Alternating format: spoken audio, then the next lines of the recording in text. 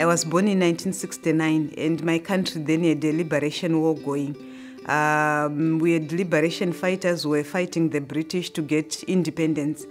And it was a very scary period during that time. I remember surviving a war that killed about 24 people in my village. And we were always afraid because we would hear of death every day, bombings and shootings. So I grew up in my formative years, first 10 years during that period. The war only ended in 1980 when I was 11 years.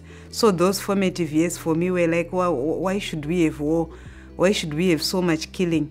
And I also saw how the guerrilla fighters who were the liberators would come into the village and they would sexually abuse people, and they would also not be very fair in how they dealt with the population.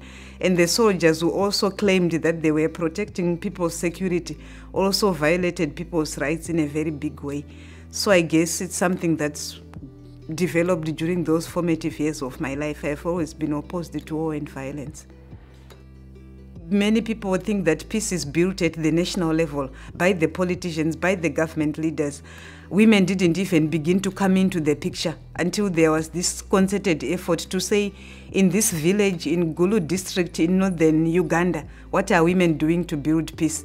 In the DRC, in Goma, what are women doing to build peace even if the war is going on? So it was more bringing women out of the shadows and beginning to hear about the narratives of how they were building peace. And it was also redefining the meaning of peace itself. Because in many cases, peace had been defined as the end of the war, but peace is much more than the end of the war. It's reducing violence at the family level. It's reducing violence at the community level. It's also dealing with structural violence and making sure that we reduce it. It's also dealing with militarization at the international level and making sure that the UN, the Security Council, everyone else begins to think of war as unacceptable and too destructive to even promote and support. I remember when I was still working for the Women's Coalition in Zimbabwe, we ran a 3-year project that was called Gender and Peace Building. And that project was sensitizing women to issues of peace, negotiation skills, mediation skills, human rights, and accountability for violence. And what we noticed at the end of that project was that women were able to negotiate within their households for the respect of their rights.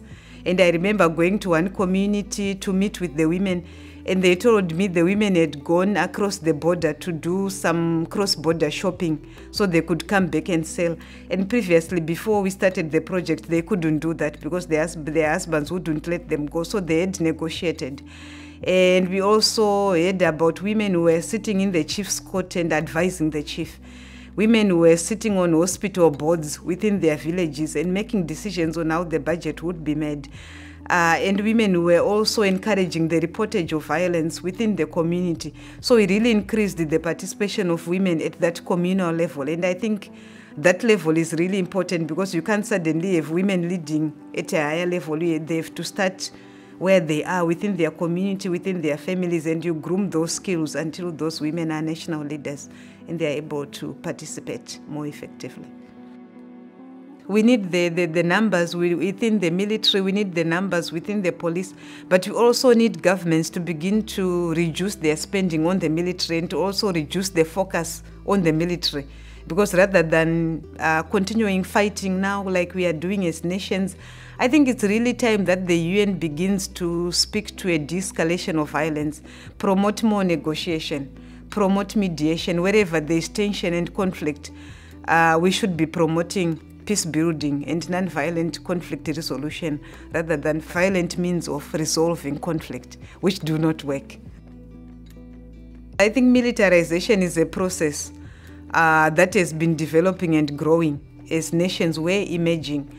And I think we are reaching a point now where so many people are questioning the military. And it's not even the International Criminal Court doing it, but women who have documented the killings and the violence that has happened in that country. So I think when you see women and other civilians beginning to do that, you know that change is coming. So many groups are going to be holding people accountable for bombing, for killing, for those drones which are sent to many places and they kill people. and so many civilians are also reported to be killed. So I think there is a concerted effort to try and bring to account people who are authorizing war, and I think that's a beginning. And I actually see the number of peacemakers increasing by the day, women peacemakers.